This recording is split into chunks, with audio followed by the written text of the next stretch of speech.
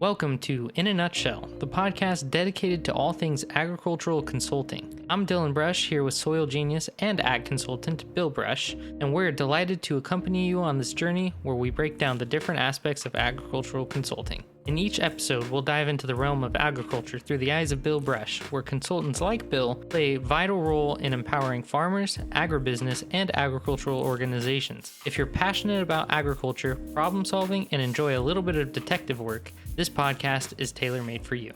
Welcome back to In a Nutshell. This is Bill Brush. Today is another one in a series of a more of a generic or generic to high-end type of fertility program for different crops. We've been working on tree crops, and this is the third one of the triumvirate of nuts grown in California, almonds, walnuts, and now today we're going to talk about pistachios, which is fastly becoming a very, very large crop in California.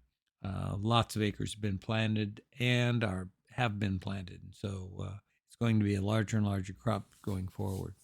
So believe it or not, Bill's actually going to now start talking about pistachios, specifically in California.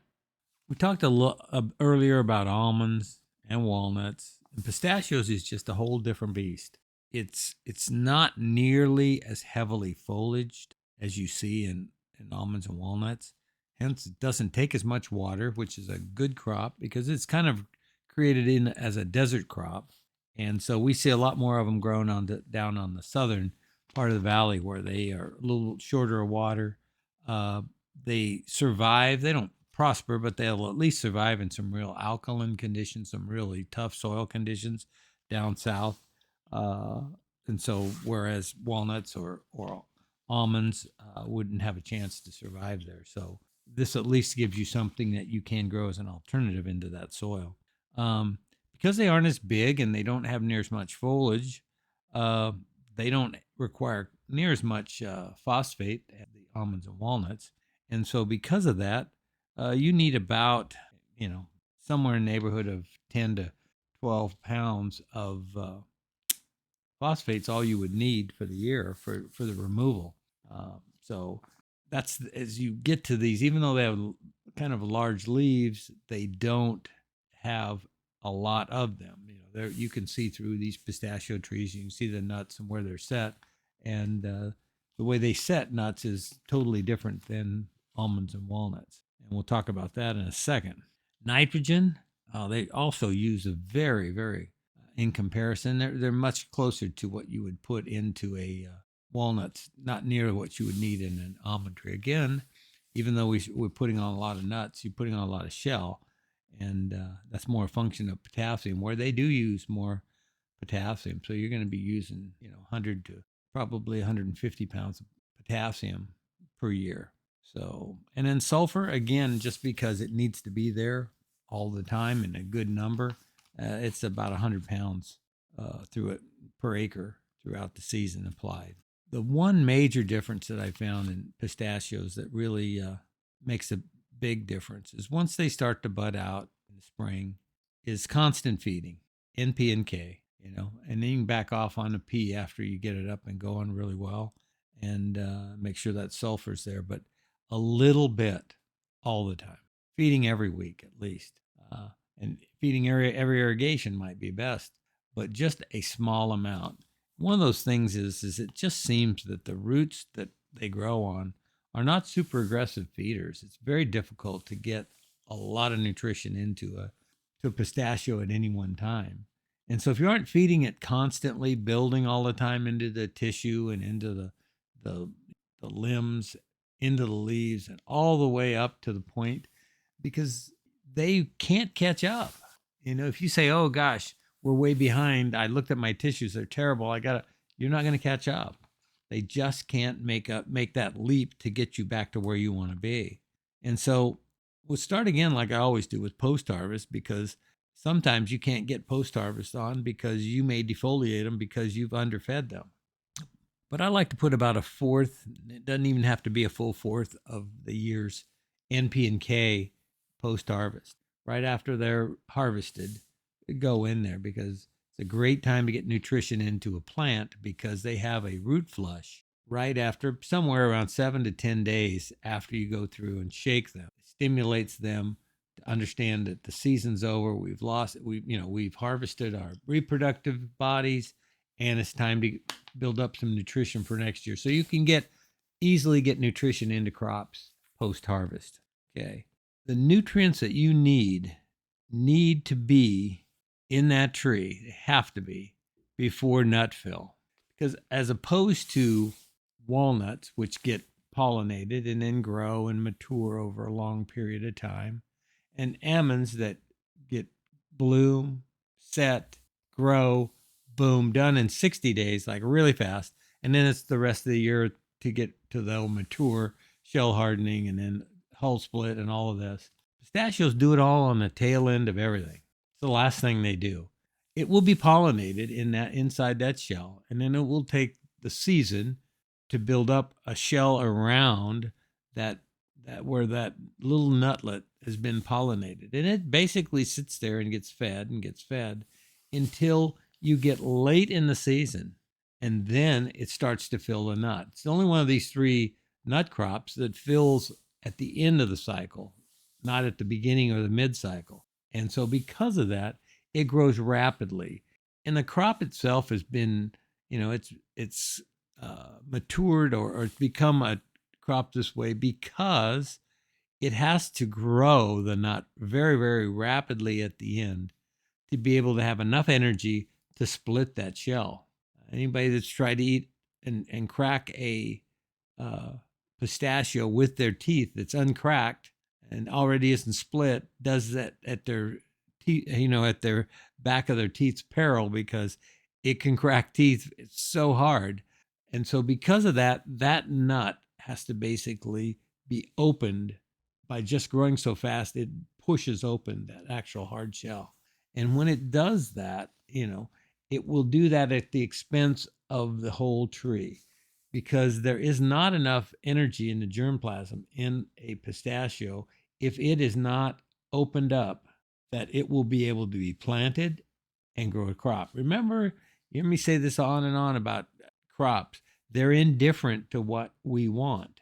They only want to make sure that they only produce viable nuts that can be planted and create a new pistachio tree or a new walnut tree or a new almond tree. And so when you're looking at this, it's really important that you understand it sacrifices everything to make sure that the majority of those can get split. If you're really feeding it well, you'll get by far and away almost all of them. There'll be a few what we call clinkers that basically will come and be uncracked, and then you can take them to the supplier and they'll get sorted out and be cracked separately. But it's still a very difficult thing to get them cracked. And so what happens in the physiology of this tree is it doesn't have enough energy in its, limbs and the branches and the leaves. So it starts to cannibalize what's in there. And the first place it'll do is the leaves. And pretty soon when you go out and look at a late season pistachio orchard that's just been harvested, if you look around what we call the rachis, it's another big difference between a pistachio versus an almond or a walnut, is it doesn't grow a single nut or even a fruiting spur. It grows a rachis, which is basically the same thing that a grape cluster grows on, is a rachis. It looks more like grapes. They're all sitting on a bunch, so to speak. They're individual, but they're still on a bunch like that. And so what happens on that rachis is that you'll see, if you have light lime green to a little bit of yellow, you did a pretty good job. If you don't see any change in the leaf around that rachis, you did an excellent job. If you see it all yellow around there, oh, you probably were really hurting it on the nutrition side. If you start seeing it actually take all the chlorophyll or all the nutrients out of that leaf and it's actually white, not only did you hurt this crop, you took most of next year's too. Because if you go back in October and look at next year's fruiting buds, you'll find that they have been sucked of all their nutrition too. It is taking everything it can from every place on that tree to finish out that nut so that it made a successful reproductive body. And even then you'll get more clinkers where the more yellowing and more white and bleached out look to these leaves. Sometimes it's the whole tree. The whole tree is just sucked dry of all nutrition because there's just not anywhere else to get it. The roots will slow down so much at the latter part of the year that you can't jam a lot more nutrition in through the roots and get it of any substantial amount to get up there to help you. Again, you've got a month to get it there. With almost anything you do in a tree crop, a month from a mature tree to get it from when you apply it to where it comes out up there. It just and it won't do you any good. So that's why you really have to sit there and feed it constantly, because it's getting nutrition in and it's getting nutrition in and it's building and it's building.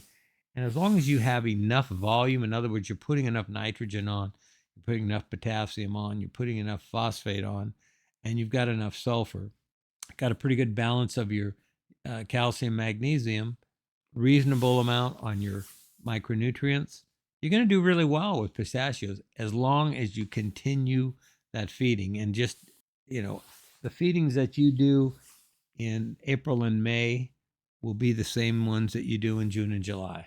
It's that constant drip, drip, drip of nutrients going into it all the time so that it can meet its needs and store, meet its needs and store. And it does that all year. That's why things like we talked about last time of manganese, very, very important too.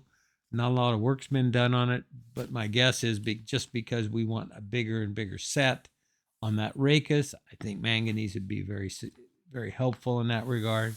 Also zinc to get distribution. I think it's even more essential in pistachios because you have a big leaf surface, but then making sure that it goes both ways, that we can get some of that nutrition going back and forth, it and the other nutrients, because that's what zinc does. It's the transporter. It transports, allows nutrients to be transported across all these barriers and get back to that nut. And so that's why it's really important. I think a lot of people, and it's been this way, and I think people have been getting better at it. And there's some newer varieties that have come in that have helped that also. But up until those came in and the older varieties we were growing, they would alternate bear a lot, meaning we get a really nice crop and then we get a crop failure, and then a really nice crop and a crop failure. And I've talked to some growers, they said, I have to have a really big crop this year because I'm not going to get anything next year. That means this crop has to last me for 2 years. Well, if you understand that I have hardly anything, like 500 to 800 pounds or something like that of pistachios, and for fully mature trees, it's next to nothing, where you want to be up more like 4,000 pounds per acre. Well, that being the case, if you feed it the same, it's going to be sitting there fat and sassy waiting for next year's crop. When next year's crop, it'll have what it needs and it'll put on, it'll go to the end, it'll cannibalize itself, you'll get a big crop, and next year you'll be a crop failure. That's hard to do in agriculture. So what we want to do is have a more consistent flow where we have a really big crop and we don't quite hit it right, we get some slight yellowing. Well, maybe next year's not quite as big, but then we'll be built up again and we'll have a big crop the following year. And we just don't want these valleys, like really high production, really low production, really high production, really low production, to go out. It's almost impossible, because if you happen to hit the wrong market, and they're not, you can really hurt yourself. Like your big crop, you got paid very low, and your small crop, you got paid really high. That doesn't work either. You're just not going to get enough to survive. So you want to minimize, if not eliminate, alternate bearing. And it can be done. And most of it's from just constant, consistent feeding all throughout the year. Your feeding should start at bud swell, and there's no real advantage to start much ahead of that. And then just continue it all the way on through harvest, like I said. One of the things, too, is that pistachio trees a little bit, because they're more slow growing, and they have a harder time feeding. You need to start feeding them early and give them good nutrition, even when they're young trees. Somewhere, 25 pounds of nitrogen, about 25 pounds of potassium in the first year. And then the next year, probably double that. And then next year, probably that much again. So in other words, you go from nitrogen from 25 to 50 to 75 to 100 uh, in that direction, just like you would go up with potassium from 25 to 50 to 75 to 100, and keeping an adequate amount of sulfur. One of the things that we find with sulfur, if you can maintain a good level of sulfur throughout that growing season, your diameter of those young growing trees will be 1.5 times the size they would be without that sulfur in place. So in other words, if you get to the end of the year and your diameter of your trees is 2 inches, if you'd have kept, and they were low sulfur, if you'd have kept sulfur up, they'd have been 3 inches. And it makes a huge difference because you have a bigger conduit to pull nutrients to build a bigger tree quicker. And so when you're looking at now, you're getting somewhere out to, I'm going to say 6 years. Most people will have a orchard that should be up and viable, and then almost 9 or 10 before you really get to where you want to be as a good producing orchard. So with not feeding them early, you'll just take that and delay that. The longer it delays, the longer it takes before you cash flow and actually make any money. Now Bill's going to reiterate the importance of a soil test for pistachios. Just like all the other tree crops so far, it all starts with a soil test, and a good soil test, and one that you can make good judgments with and make appropriate nutrient and fertility decisions with, and what's the most important, and then drawing it up and then taking it out and taking that game plan to the field and then seeing how it works and how well it's working, and then make those game time adjustments right out there in the field when you're watching it and say, okay, I'm going to improve this, improve that, and you'll make probably the best one for you and your situation. Now Bill's going to talk about why it's so important to have the proper irrigation. The last one, of course, is is talking about, and I have with everyone, because irrigation really, without proper irrigation, none of the really true high yields can be had or attained, because it takes water to grow any crop, and highly productive crops takes a lot of water. Even pistachios, they'll be less than almonds, walnuts, because they don't have the canopy. They aren't going to be as big a stature of tree, but they will basically need more water as they get bigger. You just look at a canopy. The bigger the canopy gets, the more dense the canopy gets. And I've seen some pistachios that do really well on good water and good soil, and they get to be huge. And the other thing about them is they last. You look at an almond tree, we look at 20, we like to get them out to 25 years. It's kind of what I always shoot for, but seeing a lot of stuff that's out at around age 20. You get to walnuts, and they go out a good 40 years if you take care of them and have good numbers, so you don't have a lot of attrition, a lot of trees that die. And if you can keep that up, you can get those out to 40 years. Pistachios, they go a long time. We look at maybe 50, 60 years, maybe even longer. I'm not sure. I think that it's either the market or disease or something else that'll take them out. But the tree itself, it has a long life and very productive if you can get them up and established. But you can't do it without the proper amount of water.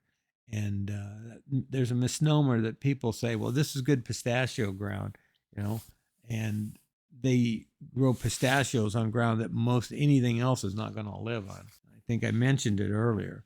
It isn't good pistachio ground. It's just a plant that can survive in those conditions. It never is going to be the top producer. It'll make a tree, it'll make a crop, but it won't be real high end.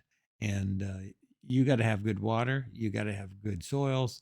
You got to manage them right. You got to do a lot of the things I talked about today. And if you do all those, it will reward you with a good crop year in, year out. Thank you for another absolutely fantastic episode of Agriculture in a Nutshell, Bill. I'm sure that everyone listening very much so appreciated what you had to say about the growing of pistachios and everything it takes to do as such. Make sure that everyone listening leaves a like, comment, and subscribe, and always stay curious.